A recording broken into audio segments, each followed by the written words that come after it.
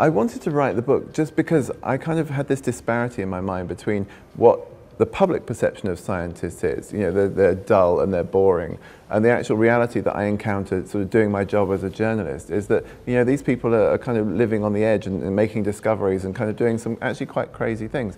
And it seemed to me that the public perception was out of line with how scientists really are. So I wanted to kind of look into that, really.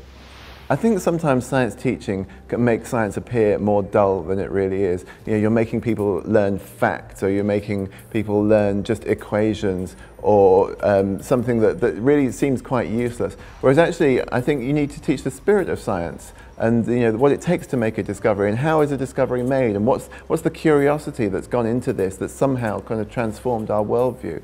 So I think there's scope for making science much more interesting. I think my favourite scientist in the book is a woman called Lynn Margulis, who had this amazing idea that everything in biology comes from everything sort of working together, symbiosis. And when she came up with this idea, everybody said no across the whole of science, and they kind of threw her out and they refused grants, and she really suffered for it. But in the end, she found the evidence and she proved herself right. And now, people call it the grandest idea in modern biology. It took amazing courage for her to kind of stick with what she had to do.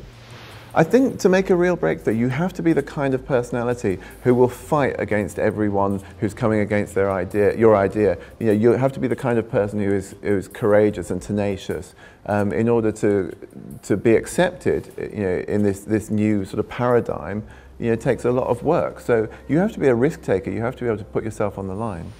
I think it's almost inevitable that in 50 years' time, something that's now on the fringe or not even thought of or derided at the moment will be part of mainstream science, because that's how it works. When you look at the history of science, it's always the ideas that just seemed impossible at the time that turn out to be, quite often the things that really change everyone's thinking and define a whole new paradigm of science.